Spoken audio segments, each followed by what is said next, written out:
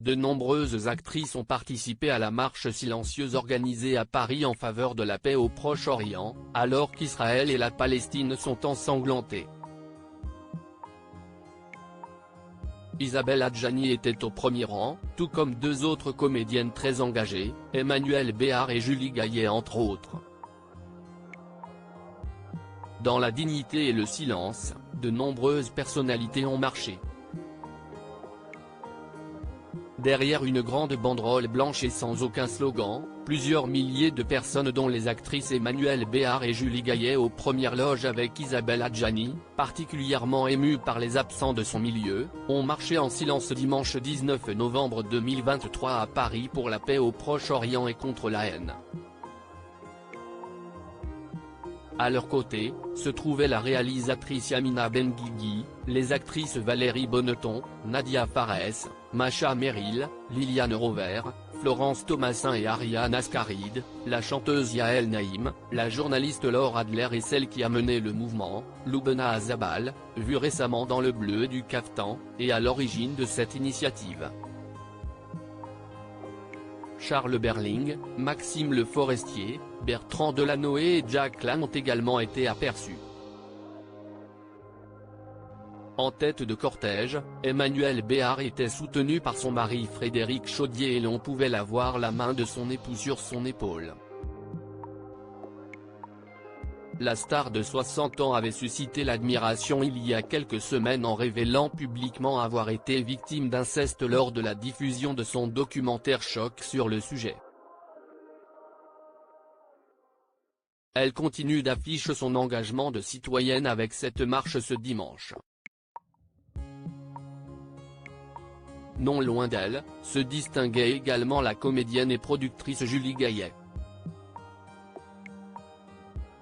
Si souriante lors du Salon du Livre de Brive, la femme de François Hollande, ce dernier avait participé à la marche contre l'antisémitisme quelques jours plus tôt, était particulièrement grave. Les deux actrices étaient en tête du cortège de 3600 personnes selon la préfecture de police qui s'est élancée sous le soleil du parvis de l'Institut du monde arabe pour rejoindre symboliquement le musée d'art et d'histoire du judaïsme.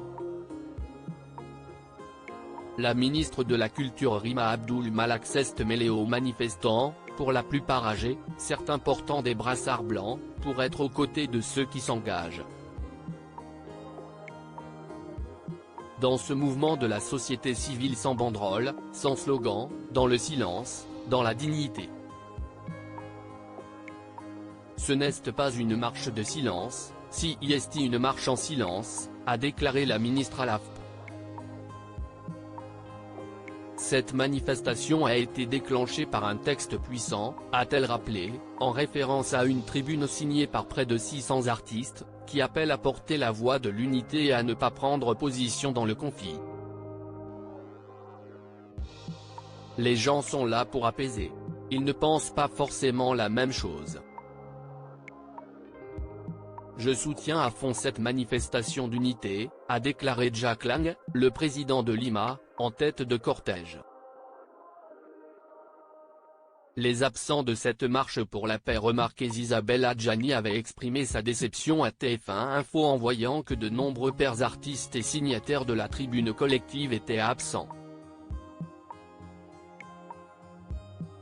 Loubna Azabal, qui dénonce également les injonctions à choisir son camp, a reconnu avoir eu du mal à attirer les jeunes visages de la musique et du cinéma qui ont peur de perdre leurs abonnés sur les réseaux sociaux et être étiquetés y compris dans le cadre d'une initiative aussi fédératrice.